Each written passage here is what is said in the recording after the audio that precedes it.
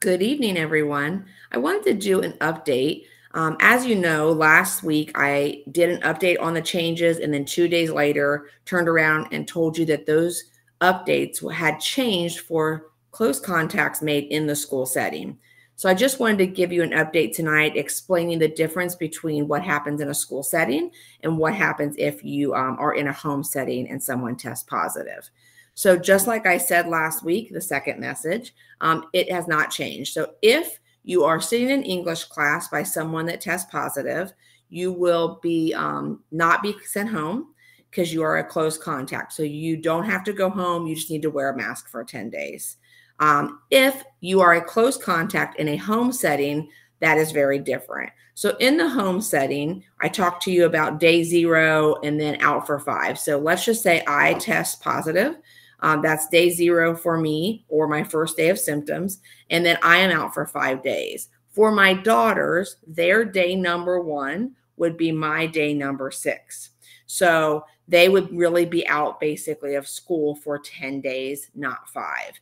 And then they would continue wearing a mask for 5 days after. The reason is because when you are in a home, there's lots more chances to come into contact with each other, unless there's a way you can isolate. Like if my daughters would go to grandma's house or something like that, that would be different. But if you're all living in the home and unable to isolate, then you could contract it from the parent that's positive, and usually in those first 5 days. So that's why day number 1 of the 10-day cycle really starts on day 6 for the positive parent. I know it's confusing, so if there's questions, you can feel free to ask. So again, as I said, if it's a school setting, that is where I announced the change. In a school setting, we're not going to quarantine close contacts anymore. We're just going to ask them to wear the mask for 10 days. In a home setting, it is very different. And unless there's a way to isolate them and get them away from the person that's positive, then that's where it will be the 10 days still. So our COVID hotline will open again tomorrow.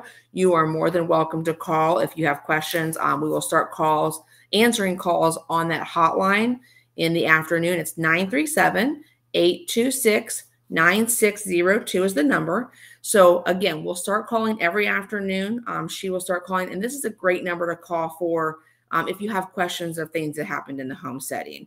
She's wonderful. We've got her trained so she can answer all of those questions.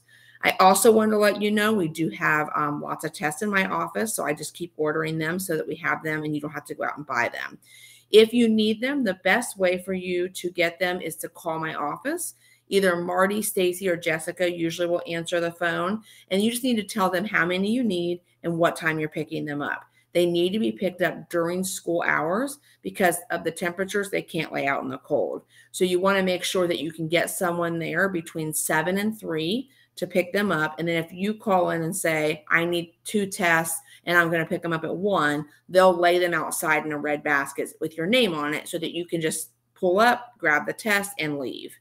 We don't want people just grabbing 10 tests because they can, because then that's going to make other people not have them when they need them. So we ask that you take what you need, only what you need. And then if you need more later, then you can get them from us then. Every single time I get a shipment of 300 tests in, I put in another order for a shipment of 300 more. So we constantly have some coming to make sure that we have lots of tests for you. So again, if you need tests, I recommend you call the district office and get that set up instead of Facebook or email.